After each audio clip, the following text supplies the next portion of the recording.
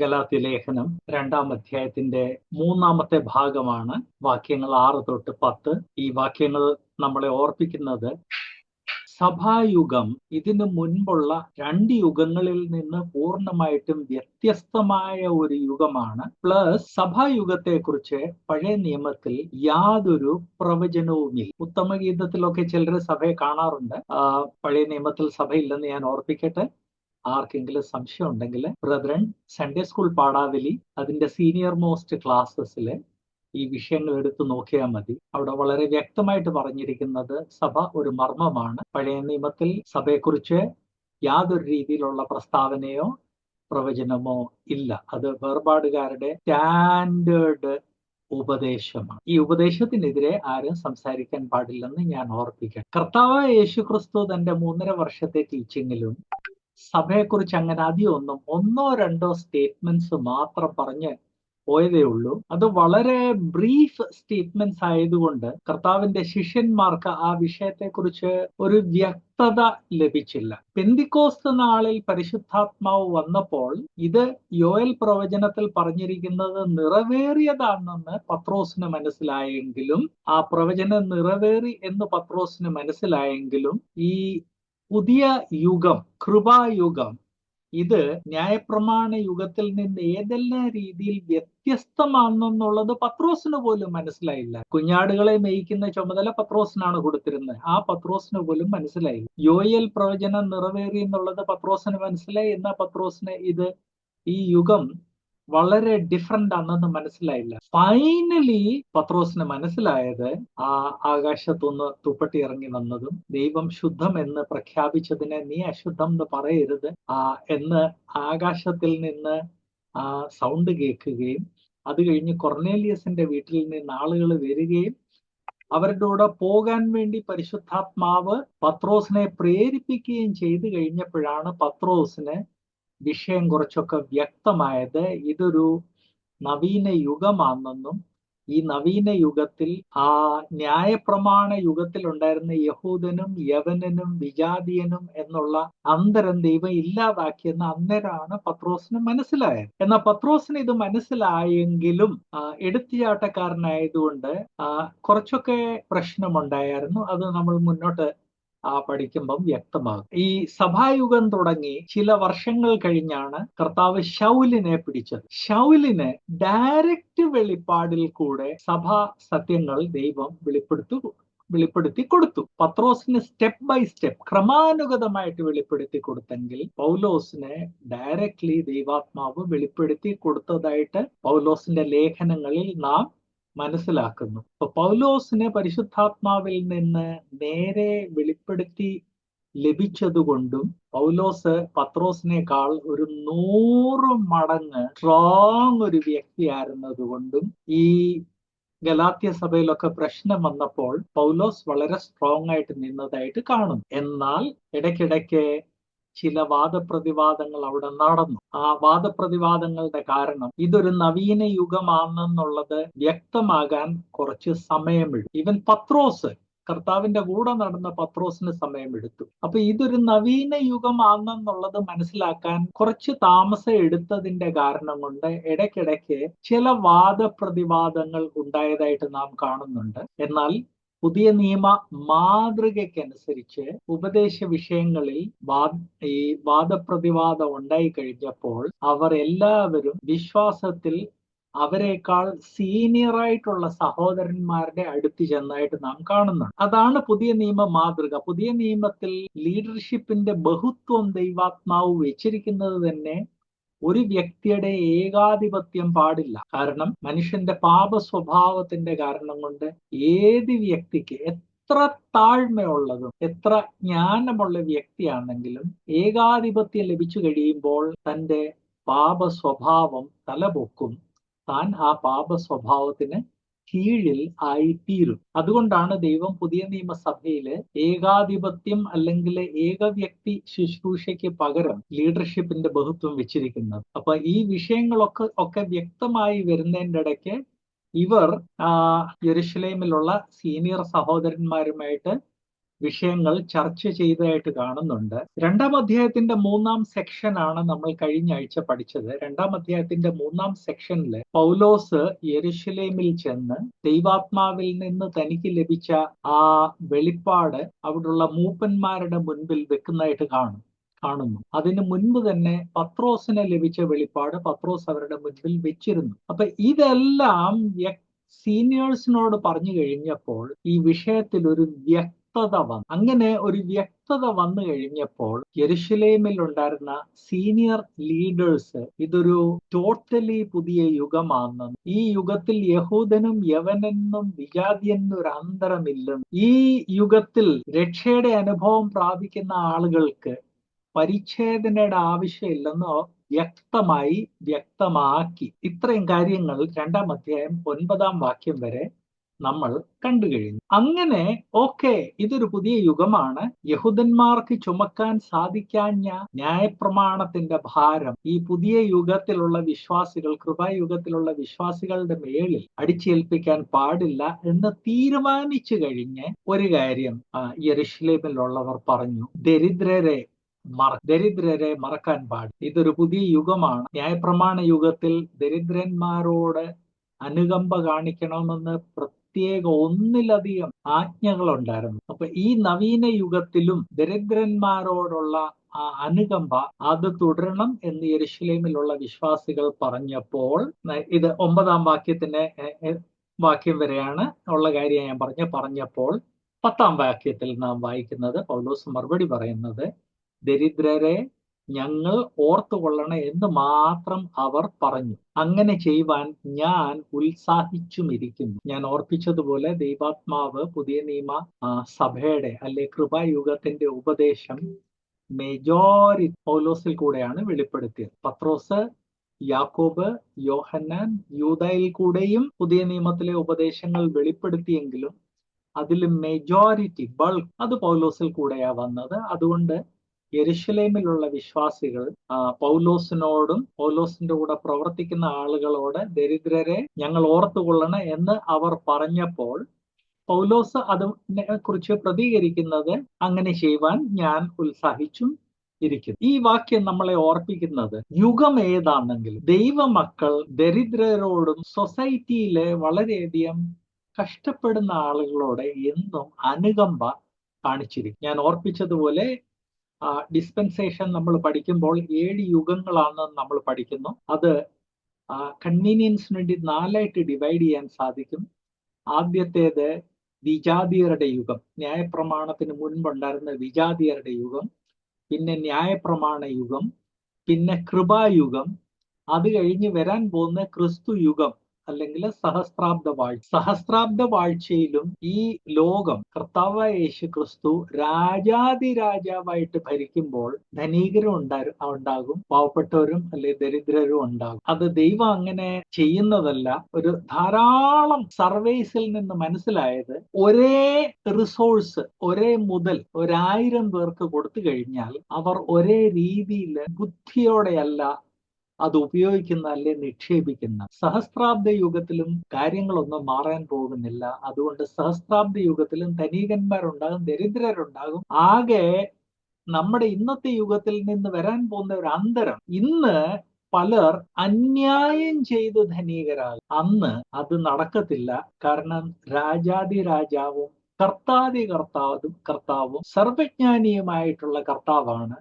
നീതിന്യായം നിറഞ്ഞ ഒരു ഭരണം അവിടെ ചെയ്യുന്നത്. അതുകൊണ്ട് അവിടെ അന്യായം ഉണ്ടാകത്തില്ല. എന്നാൽ ധനികന്മാരും ദരിദ്രന്മാരും അവിടെ ഉണ്ടാകും എന്നുള്ളത് നമ്മൾ വ്യക്തമായിട്ട് മനസ്സിലാക്കും. അപ്പൊ ഈ 4 യുഗങ്ങളിലും ദൈവമക്കൾ, പാവപ്പെട്ട ആളുകൾ അല്ലെ ദരിദ്രരോട് അനുകമ്പ കാണിക്കണം എന്ന് ദൈവത്തിന്റെ ഒരു സ്ഥായിയായിട്ടുള്ള ആജ്ഞയാണ്. അല്ലാതെ സഭായുഗത്തിൽ പുതിയതായിട്ട് തന്നതല്ല എന്ന് ഞാൻ ഓർപ്പിക്കട്ടെ. പഴയ നിയമത്തിൽ ഇതുമായിട്ട് ബന്ധപ്പെട്ട ചില സ്ഥായിയായിട്ടുള്ള ആജ്ഞകളുണ്ടായിരുന്നു. ഒന്ന്, വിളവെടുക്കുമ്പോൾ താനെ നിലത്ത് വീണു പോകുന്നത് പിന്നെടുക്കാൻ പാടില്ല. അത് വിധവമാർക്കും ദരിദ്രർക്കും അനാഥർക്കും ഉള്ളതാണ്. അതുപോലെ അവരുടെ മരങ്ങൾ, അല്ലെങ്കിൽ ഫാം ഹൗസസ് ഇന്നത്തെ ഭാഷയിൽ പറഞ്ഞാൽ ഒലിവുണ്ട്, ഈന്തപ്പഴമുണ്ട്, മുന്തിരിയുണ്ട്, പല രീതിയിലുള്ള തോട്ടങ്ങൾ ഉണ്ടായിരുന്നു. അതിൽ ഏറ്റവും കൂടുതൽ നമ്മൾ കേൾക്കുന്നത് ഒലിവ്സിനെ കുറിച്ച്, ഈന്തപ്പഴത്തെക്കുറിച്ച്, മുന്തിരിയെക്കുറിച്ച്, അത്തിയെക്കുറിച്ച്. ഈ തോട്ടങ്ങളുടെ ഫലം എടുക്കുമ്പോൾ 7-ാമത്തെ വർഷം അത് എടുക്കാൻ പാടില്ല. 7-ാമത്തെ വർഷം അത് അതുപോലെ ഇട്ടേക്കണം. അത് സമൂഹത്തിലുള്ള പാവപ്പെട്ട ആളുകൾക്ക് വേണ്ടി, നിസ്സഹായരായിട്ടുള്ള ആളുകൾക്കാണെന്ന് 2-ാമത്തെ കൽപ്പന. 3-ാമത്തെ കാര്യം, പഴയ നിയമം വ്യക്തമായിട്ട് വിധവമാരെ കുറിച്ചും അനാഥരെ കുറിച്ച് പറയും. സമൂഹം അവരെ സഹായിക്കണം. പുതിയ നിയമം വന്നപ്പോൾ നമ്മുടെ മധ്യയുള്ള പാവപ്പെട്ട ആളുകളെ നമ്മൾ കരുതണം എന്നുള്ള ആജ്ഞ മാറിയിട്ടില്ല. ആ ആജ്ഞ അവിടെ ഉണ്ട്. അതുകൊണ്ടാണ് യെരുശലേമിലുള്ളവർ അത് എടുത്തു പറഞ്ഞത്. ഇതൊരു നവീന യുഗമാണ്. ഇവിടെ അന്തരെല്ലാം മാറി.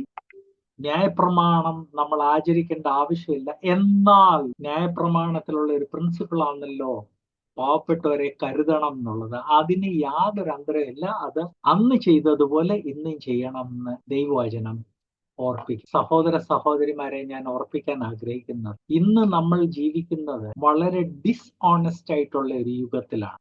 അന്യരെ സഹായിക്കാൻ പോയാൽ 5-ൽ 3 പേര് നമ്മളെ ചീറ്റ് ചെയ്യും. അങ്ങനെ 5-ൽ 3 പേര് നമ്മളെ ചീറ്റ് ചെയ്താൽ, അല്ലെ കളിപ്പിച്ചു കഴിഞ്ഞാൽ, സഹായം എന്നുള്ള ഐഡിയ തന്നെ ചിലപ്പോൾ നമ്മുടെ മനസ്സിൽ നിന്ന് മാറി. അതിനുള്ള എല്ലാ സാധ്യതയുണ്ട്. അത് പാടില്ല. ദൈവം കാണുന്നുണ്ട്. നമ്മളെ കാശിന്റെ കാര്യത്തിൽ നമ്മൾ ചെയ്യുന്ന സഹായത്തിൽ വഹിച്ച സഹോദരനെയും ദൈവം കാണുന്നുണ്ട്. സിൻസിയറായിട്ട് ആ വ്യക്തിയെ സഹായിച്ച നമ്മളെയും കാണുന്നുണ്ട്. അവർ നമ്മളെ വഹിക്കുകയും കളിപ്പിക്കുകയും ചെയ്തതുകൊണ്ട് നമുക്ക് ആത്യന്തികമായിട്ട് നഷ്ടമൊന്നും, ആത്യന്തികമായിട്ട്, ഞാൻ ഓഫ് ചെയ്ത് സനീഷ്, താങ്ക്സ്. ആത്യന്തികമായിട്ട് നമുക്ക് ലോസ് ഒന്നും ഉണ്ടാകത്തില്ല എന്നുള്ള കാര്യം മനസ്സിലാക്കി. ഞാനത് പറയാൻ കാരണം, ഇന്ന് ഈ ക്ലാസ്സിൽ വന്നിരിക്കുന്നതില് പലരെ കുറിച്ച് എനിക്കറിയാം. വളരെ ഉദാരമായിട്ട് അവർ മറ്റുള്ളവരെ സഹായിക്കാറുണ്ട്. അങ്ങനെ സഹായിക്കുമ്പോൾ പലരവരെ വഹിക്കാറുണ്ട്. ദൈവം കാണുന്നുണ്ട്. അതിന്റെ കാരണം കൊണ്ട് നിങ്ങളുടെ സഹായഹസ്തം ഒരിക്കലും ക്ലോസ് ചെയ്യരുത്. കാരണം എല്ലാ യുഗത്തിലുമുള്ള ഒരാജ്ഞയാണ് പാവപ്പെട്ടവരെ സഹായിക്കണം. ഇത് ദൈവവചനത്തിൽ നമ്മൾ എല്ലായിടത്തും കാണുന്നുണ്ട്. ആവർത്തനം 15:11, ആവർത്തനം 15:11, അത് നല്ല ക്ലിയർ ആയിട്ടുള്ള ഒരു കാര്യമാണ്. ദരിദ്രർ ദേശത്ത് അറ്റുപോകയില്ല. ഏത് ദേശത്ത്? ദൈവഭരണമുള്ള ദേശത്ത്. ന്യായപ്രമാണ യുഗം എന്ന് പറഞ്ഞു കഴിഞ്ഞാൽ അന്ന് ദൈവഭരണം. ആ ദൈവഭരണമുള്ള ദേശത്തെ കുറിച്ച് പറയുന്ന ദരിദ്രർ ദേശത്ത് അറ്റുപോകയില്ല. അതുകൊണ്ട് നിന്റെ ദേശത്ത് അഗതിയും ദരിദ്രനുമായ നിന്റെ സഹോദരന് നിന്റെ കൈ മനസ്സോടെ തുറന്നു കൊടുക്കണമെന്ന് ഞാൻ നിന്നോട് ആജ്ഞാപിക്കുന്നു. ദൈവഭരണത്തിൽ പോലും ദൈവവചനം ഓർപ്പിക്കുന്നത് ദരിദ്രർ ഉണ്ടാകും. അവർക്ക് കൈ മനസ്സോടെ തുറന്നു കൊടുക്കണം. മനസ്സോടെ തുറന്നു കൊടുക്കണം എന്ന് പറഞ്ഞു കഴിഞ്ഞാല് മറ്റുള്ളവർക്ക് കൊടുക്കുന്ന കാര്യം വരുമ്പം പലരെ പിറുപിറുപ്പോടെ, കൈപ്പോടെ ഒക്കെയാണ് കൊടുക്കുന്നത്. ദൈവവചനം ഓർപ്പിക്കുന്നത് കൈ മനസ്സോടെ തുറന്നു കൊടുക്കണം. അതിൽ ചിലർ നിന്നെ വഞ്ചിക്കും, ചിലർ നിന്നെ കളിപ്പിക്കും, ചിലർ നിന്നെ വഹിക്കും. അത് ദൈവം കാണുന്നു. അവരോട് വേണ്ട രീതിയിൽ അവരെ വേണ്ട രീതിയിൽ ദൈവം കൈകാര്യം ചെയ്തു. നിന്റെ ചുമതല വിശ്വസ്തയോടെ ചെയ്തോണം. നമ്മളിപ്പം വായിച്ച ഈ ഗലാത്യ ലേഖനത്തിലെ ഈ വാക്യം 2:10 നമ്മളെ ഓർപ്പിക്കുന്നത് ആ ഒരാജ്ഞയ്ക്ക് യാതൊരു അന്തരവും വന്നിട്ടില്ല. ആൻഡ് പുതിയ നിയമത്തിൽ ഈ ആജ്ഞയ്ക്ക് കുറെ കൂടെ പ്രസക്തിയുണ്ട്. കാരണം പഴയ നിയമത്തിൽ ദൈവം തന്റെ ജനത്തിന് ഭൂമി വീതിച്ചു കൊടുത്തിരുന്നു. അതുകൊണ്ട് എത്ര ദരിദ്രനാണെന്ന് പറഞ്ഞു കഴിഞ്ഞാൽ അവർക്ക് കൃഷി ചെയ്യാൻ ഭൂമിയുടെ ഒരു പീസ് ഉണ്ടായിരുന്നു. പുതിയ നിയമം വരുമ്പോൾ അങ്ങനെ ഒരു കാര്യമില്ല.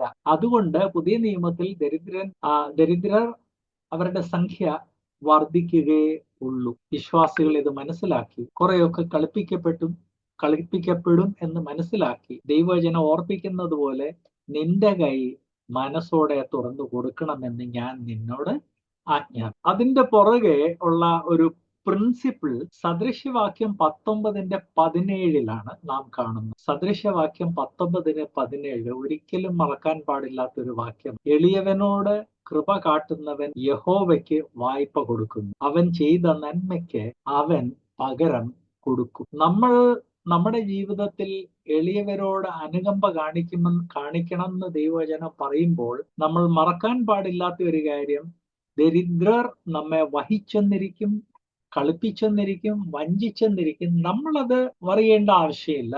നമ്മൾ ദൈവത്തിന് വായ്പ കൊടുക്കുകയാണെന്നുള്ളത് ഓർത്താ മതി. അവൻ ചെയ്ത നന്മയ്ക്ക് അവൻ പകരം കൊടുക്കും. ദൈവം അത് കാണുന്നുണ്ട്, ദൈവം അതിന് പകരം ചെയ്യും. നിങ്ങളൊക്കെ ഒരു സ്റ്റോറി കേട്ടിട്ടുണ്ടായിരിക്കും, ഇല്ലെങ്കിൽ ഇന്ന് കേൾക്കേണ്ടത് ആവശ്യം. ഇംഗ്ലണ്ടിൽ ഒരു പ്രാവശ്യം ഒരു വലിയ മഴ പെയ്തു. മഴ പെയ്തു കഴിഞ്ഞപ്പോൾ 2 സ്ത്രീകൾ ഒരു വീടിന്റെ വരാന്തയിൽ വന്ന് നിന്ന്, ആ വീട്ടിലുള്ള ഒരു സ്ത്രീയെ ഉള്ളായിരുന്നു, ആ സ്ത്രീയോട് ഒരു കുട ചോദിച്ചു. ആ സ്ത്രീ ഈ അപരിചിതർക്ക് ഞാൻ എങ്ങനെയാ കുട കൊടുക്കുന്നതെന്ന് ചിന്തിച്ച് അവരുടെ വീട്ടിലുള്ള ഏറ്റവും പഴയ പന്ന കുട എടുത്തു കൊടുത്തു. വളരെ നന്ദിയോടെ അവർ പോയി. അടുത്ത ദിവസം ആ സ്ത്രീയുടെ വീടിന്റെ മുൻപില് ഇംഗ്ലണ്ടിലെ രാജ്ഞിയുടെ കുറെ ഭടന്മാര് വന്ന് ആ സ്ത്രീക്ക് ബ്രാൻഡ് ന്യൂ ഒരു കുട കൊടുത്തു. കാരണം അതിന് മുൻപുള്ള ദിവസം അവർ വളരെ കൈപ്പോടെ കുട ചോദിച്ചവർക്ക് കൊടുത്തത് അത് ഇംഗ്ലണ്ടിലെ രാജ്ഞിയാണ്. ഇത് ചരിത്ര സംഭവം ആകണമെന്ന് നിർബന്ധമില്ല. എന്നാൽ ഒരു കാര്യം ഞാൻ ഓർപ്പിക്കട്ടെ, പല രാജാക്കന്മാർക്ക് അങ്ങനെ ഒരു സ്വഭാവം ഉണ്ടായിരുന്നു. അവരെ മനസ്സിലാക്കാൻ സാധിക്കാത്ത വേഷം ധരിച്ച് ജനത്തിന്റെ മധ്യേ അവർ പോയിരുന്നു. ഈ സ്ത്രീ ഇത് ഇംഗ്ലണ്ടിന്റെ രാജ്ഞിയായിരുന്നെന്ന് മനസ്സിലായി കഴിഞ്ഞപ്പോൾ അവർക്ക് എന്തോ ഒരു മനസ്താപം ഉണ്ടായി എന്ന് പറയാൻ സാധിക്കത്തില്ല. അയ്യോ, അത് മഹാറാണിയായിരുന്നെന്ന് മനസ്സിലായതായിരുന്നെങ്കിൽ എന്റെ ഏറ്റവും നല്ല കുട കൊടുത്തയച്ചേനേം എന്ന് അവൾ പറഞ്ഞു. ആ സ്റ്റോറി ഈ വാക്യത്തെ ഒരു രീതിയിൽ ഇല്ലുസ്ട്രേറ്റ് ചെയ്യുന്ന, എളിയവനോട് കൃപ കാട്ടുന്നവൻ യഹോവയ്ക്ക് വായ്പ കൊടുക്കും, അവൻ ചെയ്ത നന്മയ്ക്ക് യഹോവ പകരം കൊടുക്കും. അപ്പൊ അതുകൊണ്ട് എളിയവനോട് നന്മ കാണിക്കേണ്ട അവസരം വരുമ്പോൾ വളരെ കൈപ്പോടെ അല്ലെങ്കിൽ ആ രീതിയിലുള്ള ഫീലിങ്സോടെ നമ്മൾ അവരോട് കൃപ കാട്ടുവാണെങ്കിൽ, അല്ലെങ്കിൽ കൃപ കാട്ടുന്നതില് മടിക്കുവാണെങ്കിൽ ദൈവം കാണുന്നു. ദൈവം വേണ്ട രീതിയിൽ അതിനനുസരിച്ച് നമ്മളോട് ഇടപെടും എന്നുള്ള കാര്യം ഓർപ്പിക്കണം. ലോകത്തിൽ മറ്റ് ആളുകളോട് കമ്പാഷൻ കാണിച്ച ഒരു ക്രിസ്ത്യനും ഈ അനുകമ്പയുടെ കാരണം കൊണ്ട് മുടിഞ്ഞു പോയിട്ടില്ല എന്ന് ഞാൻ ഓർപ്പിക്കട്ടെ. എത്രയോ ആളുകൾ അവർക്ക് ദൈവം കൊടുത്തതിന്റെ 10, 20, 30, 40% ദൈവത്തിന് കൊടുത്ത ഹിസ്റ്ററി ഉണ്ട്. കഴിഞ്ഞതിന് മുമ്പിലത്തെ ആഴ്ചയാണ് ബാംഗ്ലൂരിലുള്ള ഒരു സഹോദരനെ കുറിച്ച് നമുക്ക് ചിന്തിക്കാൻ സാധിക്കാത്തതുപോലുള്ള ആദായം ആ ബ്രദറിനുണ്ട്. ആൻഡ് തനിക്ക് ദൈവം കൊടുക്കുന്നതിന്റെ ഇപ്പം ഏതാണ്ട് 60% താൻ മടക്കി ദൈവവേലയ്ക്ക് കൊടുക്കുകയാണ്. ഏതെങ്കിലും ഒരു പാവപ്പെട്ട വിശ്വാസിക്ക് അവരുടെ ജീവിതത്തിൽ എന്തെങ്കിലും സ്ട്രഗിൾ ഉണ്ടെന്ന് കേൾക്കുവാണെങ്കിൽ ഉടൻ അവരെ ഹെൽപ്പ് ചെയ്യും. സോ ഇന്ന് ആധുനിക ഇന്ത്യയിലും ദൈവത്തിന് വായ്പ, വലിയ വൻ തുക വായ്പ കൊടുക്കുന്ന ആളുകൾ ഉണ്ട് എന്ന് ഞാൻ ഓർപ്പിക്കട്ടെ. നമ്മുടെ ഇൻകമിന്റെ 60% ഇന്നിവിടെ അറ്റൻഡ് ചെയ്യുന്ന എല്ലാവർക്കും ഒന്നും കൊടുക്കാൻ സാധിക്കത്തില്ല. കൊടുക്കണമെന്ന് ഞാൻ പറയുന്നില്ല, എന്നാൽ നമുക്കതൊരു മാതൃകയാണ്. അതുകൊണ്ട് നമുക്ക് ചെയ്യാവുന്നത് ചെയ്യണം എന്ന് ഓർപ്പിക്കട്ടെ. സോ പാവപ്പെട്ടവരെ ഓർക്കണം എന്ന് യെരുശലേം സഭ പറഞ്ഞത് അത് പുതിയ നിയമ സഭകളുടെ ഒരു പ്രിൻസിപ്പിൾ ആയതുകൊണ്ടാണ് നമ്മൾ ആ പ്രിൻസിപ്പിളിനെ വിട്ടുകളയാം. മത്തായി 19:21 കൂടെ ഒന്ന് നോട്ട് ചെയ്യണം എന്ന് ഓർപ്പിക്കുന്നു, വായിക്കുന്നില്ല. മത്തായി 19:21 ഒന്ന് നിങ്ങൾ നോട്ട് ചെയ്യണം എന്ന് അഭ്യർത്ഥിക്കുന്നു. യാക്കോബ് 2-ാം അധ്യായം 15-ഉം 16-ഉം നമുക്കൊന്ന് വായിക്കാം. യാക്കോബ് 2-ാം അധ്യായം 15-ഉം 16. ഒരു സഹോദരനോ സഹോദരിയോ നഗ്നരും അഹോവൃത്തിക്ക് വകയില്ലാത്തവരുമായിരിക്കെ നിങ്ങളിൽ ഒരുത്തൻ അവരോട് സമാധാനത്തോടെ പോയി തീ കായുകയും വിശപ്പടക്കുകയും ചെയ്യുവീൻ എന്ന് പറയുന്നതല്ലാതെ ദേഹരക്ഷയ്ക്ക് ആവശ്യമുള്ളത് അവർക്ക് കൊടുക്കാതിരുന്നാൽ ഉപകാരം എന്ത്? ഇതേ ലേഖനം 1 യോഹന്നാൻ 3:17. ഇത് രണ്ടും കൂടെ വായിച്ചിട്ട് നമുക്ക് ചില കാര്യങ്ങൾ ഓർക്കാം.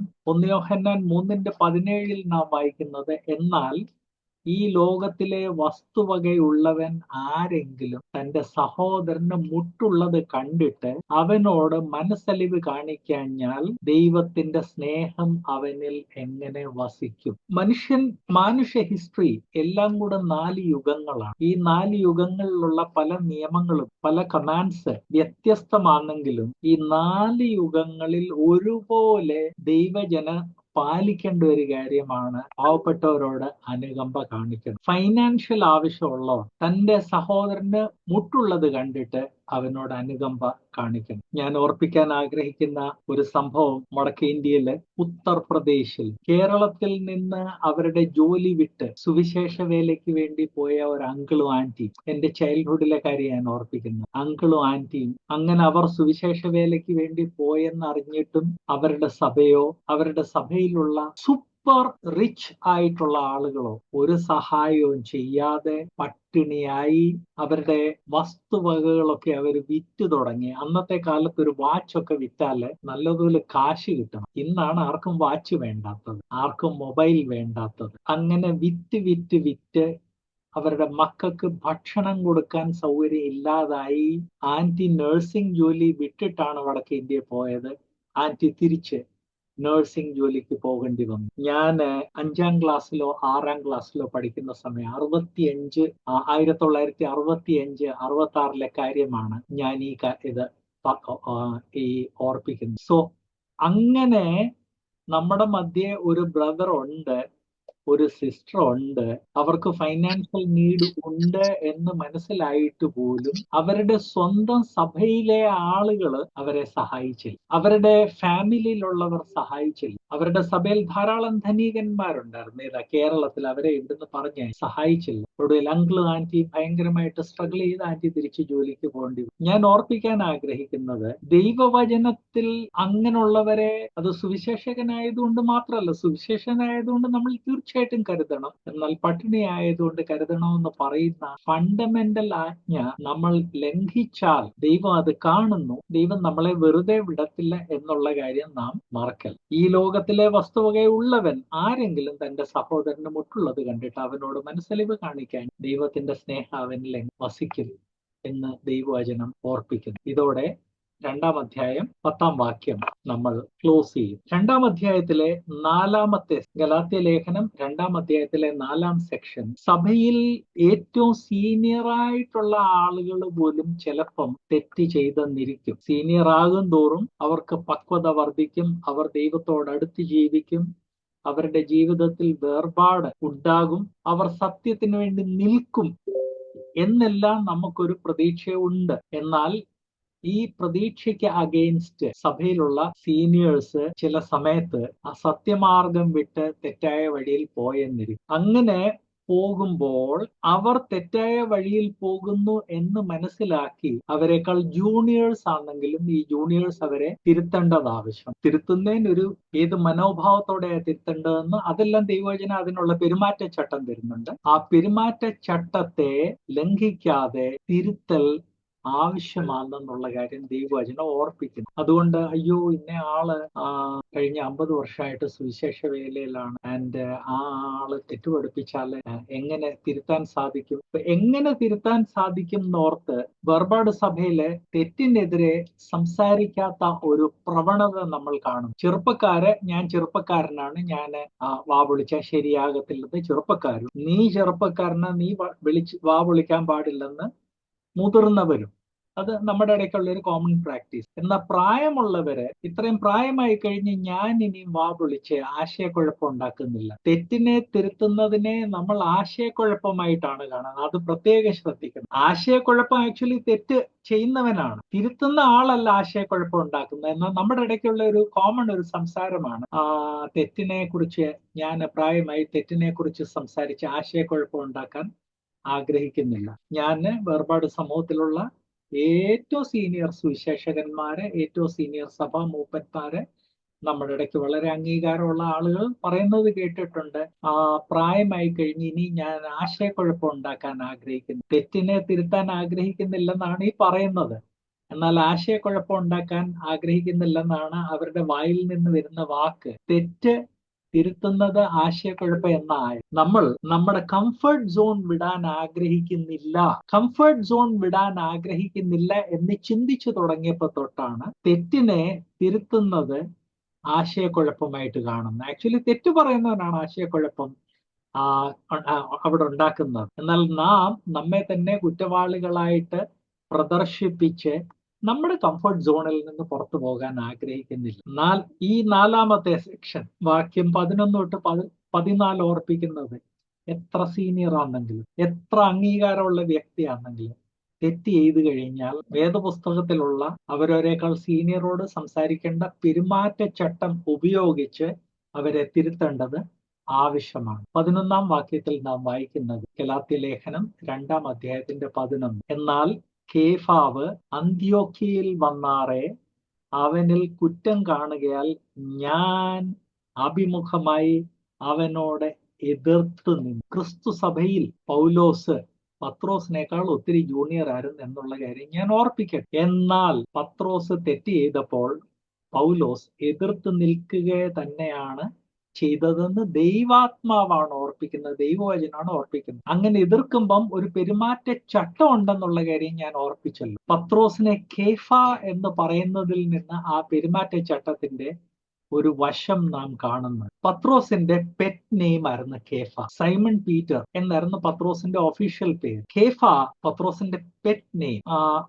പത്രോസുമായിട്ട് ഒത്തിരി ക്ലോസ് ആയിട്ടുള്ള ആളുകൾ പത്രോസിന് വേണ്ടി ഉപയോഗിച്ചിരുന്ന പേരാണ്. അപ്പൊ ഇവിടെ പത്രോസ് ചെയ്ത തെറ്റിനെ കുറിച്ച് പറഞ്ഞു തുടങ്ങുമ്പോൾ പൗലോസ് പത്രോസിന്റെ പെറ്റ് നെയിമാണ് ഉപയോഗിക്കുന്നത്. അത്രയധികം അതാണ് പെരുമാറ്റച്ചട്ടം. നമ്മുടെ സഹോദരനെ എതിർക്കണമെങ്കിൽ സഹോദരനെ ഒരു ശത്രുവായിട്ട് കാണുകയല്ല ചെയ്യേണ്ടത്. നേരെ മറിച്ച് സഹോദരനെ സഹോദരനായിട്ട് കണ്ട് സഹോദരനായിട്ട് സ്നേഹിച്ച് പൂർണ്ണ ബഹുമാനത്തോടെ വേണം നാം ആ സഹോദരൻ തിരുത്തേണ്ടത്. ക്രിസ്തു സഭയിൽ എന്നും ദുരുപദേശം, തെറ്റായ പ്രാക്ടീസസ് കടന്നു വരും. അത് 1ാം നൂറ്റാണ്ട് തൊട്ട് നാം കാണുന്ന കാര്യമാണ്. ആൻഡ് വർഷങ്ങൾ കഴിഞ്ഞു പോകും തോറും ആ പ്രവണത വർദ്ധിച്ചുകൊണ്ടിരിക്കുകയാണ്. 1ാം നൂറ്റാണ്ടിൽ തന്നെ പല രീതിയിലുള്ള ദുരുപദേശം കടന്നു വന്നു എന്നുള്ളത് 1 കൊരിന്ത്യരിൽ നാം കാണുന്നു, കൊലോസ്യ ലേഖനത്തിൽ കാണുന്നു. ഈ ദുരുപദേശം പഠിപ്പിക്കുന്നവർ സ്ഥാപിത താല്പര്യത്തോടെ സഭകളിൽ വരികയും സ്ഥാപിത താല്പര്യവും ചില നിഗൂഢ ലക്ഷ്യത്തോടെ സഭയിലുള്ള സ്ഥാനങ്ങൾ പിടിച്ചെടുക്കുകയും വിശ്വാസികളെ സഹായിച്ച് കീഴ്പ്പെടുത്തുകയും ചെയ്യുമെന്ന് യൂദായുടെ ലേഖനം പറയും. ഇതെല്ലാം AD 70 മുൻപുള്ള കാര്യമാണെന്ന് ഞാൻ ഓർപ്പിക്കട്ടെ. ഒരു AD 70 ആയപ്പോഴത്തേക്ക് സഭായുഗം തുടങ്ങിയിട്ട് 35 വർഷമായതേ ഉള്ളൂ. ഗലാത്യ ലേഖനം 40 AD അടുത്ത് എഴുതപ്പെട്ടതാണ്. സഭായുഗം തുടങ്ങിയിട്ട് 7 വർഷം പോലും ആകുന്നതിന് മുമ്പ് ഗലാത്യയിൽ ദുരുപദേശം വന്നു. വിശ്വാസികളായ നാം മനസ്സിലാക്കേണ്ടത്, ന്യായപ്രമാണ യുഗവുമായിട്ട് തുലനം ചെയ്തു കഴിഞ്ഞാൽ ദുരുപദേശം കടന്നു വരാൻ സഭായുഗത്തിലാണ് കുറച്ചുകൂടി എളുപ്പം.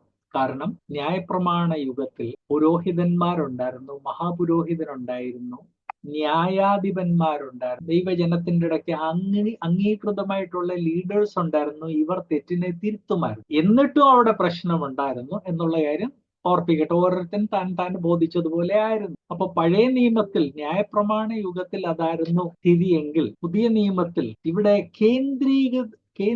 കേന്ദ്രീകൃതമായിട്ടുള്ള ഒരു സഭാഭരണം ഇല്ല. ഇവിടെ പട്ടക്കാരില്ല, തിരുമേനിമാരില്ല. അതുകൊണ്ട് ദുരുപദേശം കടന്നു വരാൻ കുറെ കൂടെ എളുപ്പമാണ്. മറ്റൊരു കാര്യം, പഴയ നിയമത്തിൽ അല്ലെ ന്യായപ്രമാണ യുഗത്തിൽ ഈ ന്യായപ്രമാണത്തിന് കീഴിൽ ജീവിച്ച എല്ലാവരും യഹൂദന്മാരാണ്. ആരെങ്കിലും ഒരു യഹൂദനല്ലാത്തവൻ രക്ഷയുടെ അനുഭവം പ്രാപിക്കാൻ ആഗ്രഹിച്ചെങ്കിൽ അവൻ പരിച്ഛേദന ഏറ്റ് ഒരു യഹൂദനായി മാറേണ്ടത് ആവശ്യം. അങ്ങനെ പരിച്ഛേദന ഏറ്റ് യഹൂദനായി മാറിക്കഴിഞ്ഞാൽ അവൻ യഹൂദന്മാരുടെ കേന്ദ്രീകൃത ഭരണത്തിന് കീഴിലായിരുന്നു. അതുകൊണ്ട് അവന് തോന്നിവാസം പഠിപ്പിക്കാനുള്ള സ്വാതന്ത്ര്യം ഇല്ലായിരുന്നു. പ്രത്യേകിച്ച് വിജാതീയരിൽ നിന്ന് വന്നതായതുകൊണ്ട് കുറച്ചു വർഷങ്ങളെങ്കിലും അവൻ ഒരു നോട്ടപ്പുള്ളിയായിരിക്കും. പുതിയ നിയമസഭ വന്നു കഴിഞ്ഞപ്പോൾ ഇവിടെ എല്ലാവരും വിജാതീയരാണ്. കേന്ദ്രീകൃത ഭരണമില്ല, കേന്ദ്രീകൃത നേതൃത്വമില്ല. അതുകൊണ്ട് ആർക്കും എന്ത് വേണമെങ്കിലും പഠിപ്പിക്കാനുള്ള സ്വാതന്ത്ര്യമുണ്ട്. ആ സ്വാതന്ത്ര്യം ഉള്ളത് കൊണ്ട് പുതിയ നിയമത്തിൽ ദുരുപദേശങ്ങളുടെ സംഖ്യ വർദ്ധിക്കും, ദുരുപദേഷ്ടാക്കന്മാരുടെ സംഖ്യയും വർദ്ധിക്കും. പ്ലസ് പുതിയ നിയമ മാതൃക സഭയിൽ കേന്ദ്രീകൃത ലീഡർഷിപ്പ് ഇല്ല എന്ന് മനസ്സിലാക്കി പുറത്തുള്ള പലർ സ്വാർത്ഥ താല്പര്യത്തോടെ ഉള്ളിൽ നുഴഞ്ഞു കയറി സഭയെ ഈ നുഴഞ്ഞു കയറി അട്ടിമറിക്കുന്നെന്നുള്ളത് ഗലാത്യ ലേഖനത്തിൽ നാം വായിച്ചു, യൂദായുടെ ലേഖനത്തിൽ ആവർത്തിച്ച് നാം വായിക്കുന്നു. പുതിയ നിയമത്തിലെ മറ്റു പല ബുക്സിലും ഇക്കാര്യം പുതിയ നിയമം ഓർപ്പിക്കുന്നു. കേന്ദ്രീകൃത ഭരണമോ ആ കേന്ദ്രീകൃത ഒരു നിയന്ത്രണം ഇല്ലാത്തതിന്റെ കാരണം കൊണ്ട് ആർക്ക് വേണമെങ്കിലും ഞാൻ ക്രിസ്ത്യാനിയാണെന്നും പറഞ്ഞ് നുഴഞ്ഞ് കയറി ഏത് രീതിയിലുള്ള അട്ടിമറി വേണമെങ്കിലും നടത്താം. അതുകൊണ്ട് സത്യ ഉപദേശത്തെ അറിയാവുന്നവർ അവരുടെ കംഫർട്ട് സോണിൽ മാത്രം നിൽക്കുന്നതിന് പകരം തെറ്റ് കാണുമ്പോൾ തെറ്റിനെ തെറ്റ് എന്ന് പറയേണ്ടത് ആവശ്യമാണ്. പറഞ്ഞില്ലെങ്കിൽ അതോടെ നമ്മൾ മനസ്സിലാക്കും. സദൃശവാക്യത്തിൽ പറയുന്നത് മരണത്തിന് വേണ്ടി നയിക്കപ്പെടുന്ന ആളുകളെ നാം ഓടി രക്ഷപ്പെടുത്തണം. അയ്യോ, എനിക്കറിയത്തില്ലായിരുന്നെന്ന് ഞാൻ പറഞ്ഞാൽ, ഹൃദയങ്ങളെ പരിശോധിക്കുന്ന ദൈവം നിന്റെ ഹൃദയത്തെ അറിയുന്നില്ലയോ? നീ ചെയ്യുന്നതിനനുസരിച്ച് നിനക്ക് റിസൾട്ട് തരത്തില്ലയോ എന്ന് സദൃശവാക്യം ഓർപ്പിക്കും. അതുകൊണ്ട് പുതിയ നിയമത്തിൽ ദുരുപദേശങ്ങൾ സ്പ്രെഡ് ചെയ്യുമ്പോൾ അത് മനസ്സിലാക്കി അതിനെ ഒപ്പോസ് ചെയ്യേണ്ടത് ആവശ്യമാണ്. പിന്നെ അതിനും ഉണ്ട് പെരുമാറ്റച്ചട്ടം എന്ന് ഞാൻ ഓർപ്പിക്കട്ടെ. ചിലരുണ്ട് ദുരുപദേശം എതിർക്കുന്നതിന്റെ പേരിൽ എല്ലാറ്റിനെയും വിമർശിക്കുന്നു. വിമർശനമല്ല ദുരുപദേശം എതിർക്കുന്നത്. അവരവർക്ക് ഇഷ്ടമില്ലാത്ത എല്ലാവരെയും വിമർശിക്കുകയല്ല ദുരുപദേശം. വ്യക്തികളെ വിമർശിക്കുകയല്ല ദുരുപദേശം. ദുരുപദേശം എടുത്തിട്ട് അത് ദുരുപദേശമാണെന്ന് പറയുന്നതാണ് ദുരുപദേശ ഖണ്ഡനം എന്ന് ഞാൻ പ്രത്യേകം ഓർപ്പിക്കും. ഒരു വ്യക്തിയുടെ സ്ഥാനം നോക്കി നാം അവരുടെ ദുരുപദേശത്തെ എതിർക്കാൻ വേണ്ടി ഭയപ്പെടരുത്. അതുകൊണ്ടാണ് പൗലോസിനേക്കാൾ ഒത്തിരി സീനിയർ ആയിരുന്നെങ്കിലും പത്രോസിനെ എതിർത്ത്. ഈ വിഷയങ്ങൾ ദൈവവചനത്തിൽ ഇതിന്റെ പല വശങ്ങളെ കുറിച്ച് പറഞ്ഞിട്ടുണ്ട്. മത്തായി 18:15 നാം വായിക്കുന്നത്, നിന്റെ സഹോദരൻ നിന്നോട് പിഴച്ചാൽ നീ ചെന്ന് നീയും അവന് മാത്രമുള്ളപ്പോൾ കുറ്റം അവന് ബോധ്യം വരുത്തുക. അവൻ നിന്റെ വാക്ക് കേട്ടാൽ നീ സഹോദരനെ നേടി.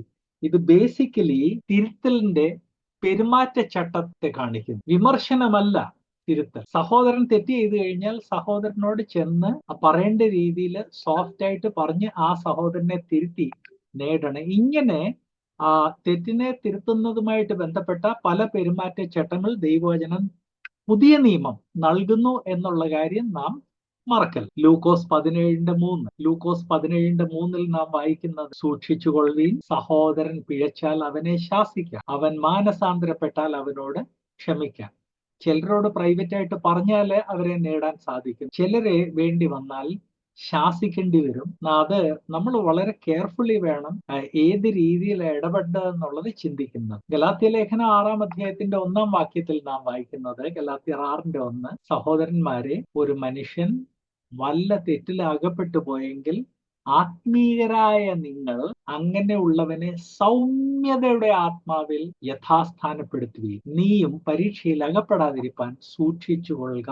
ഈ തിരുത്തലിന്റെ പെരുമാറ്റച്ചട്ടങ്ങളിൽ പെട്ടതായി ഇതെല്ലാം ഞാൻ ഓർപ്പിക്കട്ടെ. ഈ വാക്യങ്ങളെല്ലാം ഞാൻ പറഞ്ഞു പോകുന്നത് പൗലോസിനെ തിരുത്തിയപ്പോൾ അങ്ങനെയുള്ള തിരുത്തൽ ചെയ്യുന്നത് നമുക്കെല്ലാം ബാധകമാണ്.